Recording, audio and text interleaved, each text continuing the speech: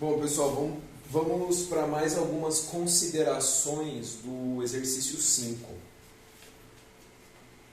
Vamos lá. A alternativa B, que não é correta, né? Mas vamos comentá-la.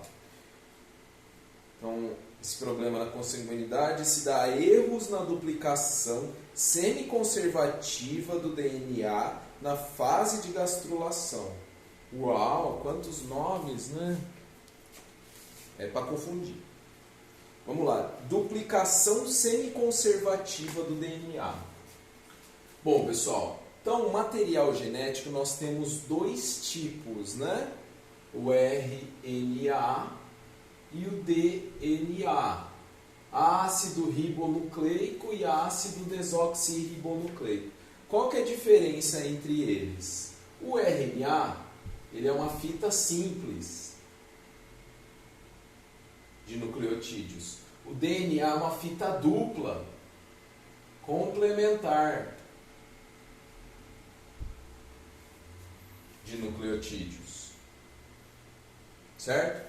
Então, o que é a duplicação semiconservativa do DNA? O DNA, a célula, quando ela vai iniciar um processo de divisão celular, pensa, a mitose, que é uma divisão de reposição. A célula mãe dá origem a duas células filhas idênticas. Se uma célula dá origem a duas idênticas, ela precisa primeiro duplicar todo o seu patrimônio, inclusive o patrimônio genético. Então ela duplica esse patrimônio genético e depois reparte entre as duas filhas, e aí elas estão idênticas à mãe. Tudo bem? Nesse processo, a fita de DNA, ela se abre e através de uma enzima que chama RNA polimerase, ela se duplica.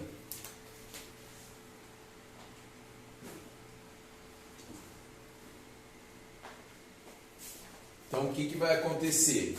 Ela se abriu e aí vem a RNA polimerase e constrói duas novas fitas complementares. O que era uma fita de DNA dá origem a duas fitas de DNA idênticas. Nesse processo podem ocorrer pequenos erros. Claro que pode. Existe aí uma proteína que chama P51, que ela corrige esses erros. Mas ela pode falhar. E esse erro pode persistir, dando origem a uma mutação, que pode dar origem a um gene anômalo. Certo? Só que isso não está relacionado com casamentos consanguíneos. Isso não está relacionado com casamentos consanguíneos. E a questão fala de casamentos consanguíneos. Então, tudo bem. Na gastrulação, que é aquela fase embrionária que a gente já viu no início do ano, durante as mitoses pode acontecer um erro na duplicação semiconservativa do DNA, dando origem a uma mutação deletéria, ou seja, negativa, ruim para o embrião, para o adulto, enfim, para o organismo. Pode acontecer isso, mas isso não tem nada a ver com casamento consanguíneo. Casamento consanguíneo ou não favorece isso. Não favorece isso. Isso é uma ocorrência natural das células. Tudo bem? Por isso que não é a letra B. Vamos continuar aí. Letra C, da 5. A segregação de genes alelos durante a formação dos gametas em ambos os genitores. Não. Isso daí não é um problema. Isso daí é a primeira lei de Mendel. Quando você tem um indivíduo, ele tem genes alelos presentes nos cromossomos homólogos, e esses cromossomos homólogos vão se segregar na formação do gameta. Então, vamos supor que isso aqui é um homem. E ele vai constituir espermatozoides. Quais tipos de espermatozoides ele vai ter?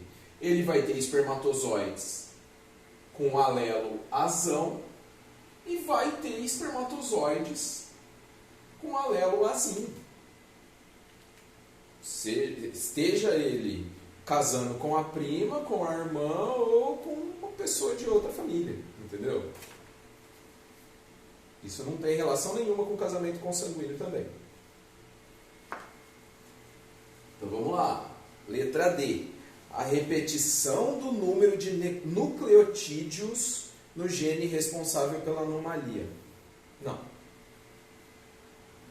Se você tem uma repetição de nucleotídeos em um gene, acontece muitas repetições de nucleotídeos em genes. Geralmente no fim do gene.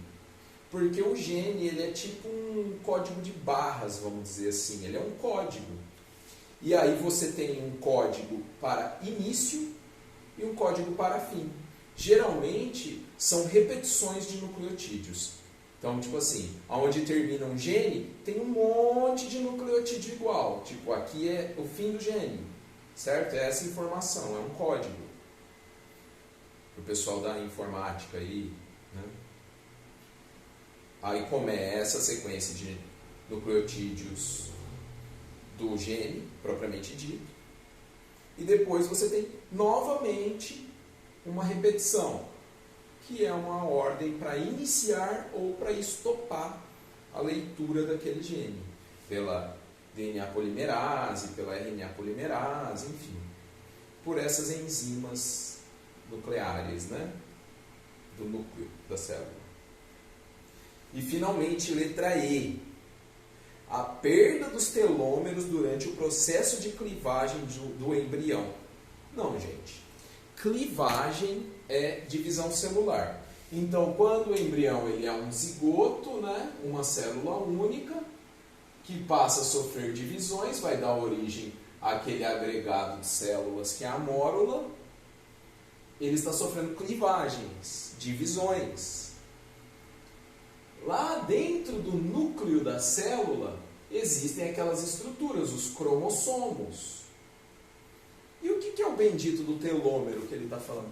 Telômero, pessoal, é uma repetição de nucleotídeos que tem nas pontas dos cromossomos, principalmente das células eucariontes. Esse telômero, conforme a célula vai se dividindo, esse telômero ele vai perdendo bases. Vai perdendo, vai diminuindo. Então o organismo fica adulto, né? O humano, por exemplo, vive 60, 70, 80 anos e as células estão se dividindo para repor, né, o que é perdido, as células que morrem, que são destruídas pelo ambiente, por agressões ambientais, enfim, por desgaste. Conforme a célula se divide, o seu cromossomo vai perdendo telômeros. Desculpa, vai perdendo bases, vai perdendo nucleotídeos do seu telômero. E quando o telômero acaba, acaba a vida do cromossomo. E aí ele se desfaz. E a célula entra num processo que chama apoptose, que é a morte celular programada. Ela morre. Ela não consegue mais se dividir, ela deixa de ter funcionalidade. Acabou. Então é tipo a barrinha de life da célula. Teve um professor meu uma vez que falou que o telômero era igual o plastiquinho que fica na ponta do cadarço. Né? Sabe o cadarço do tênis? Então, aquele plastiquinho, quando ele rompe, o cadarço se desfaz. Então, esse telômero ele dá... ele agrega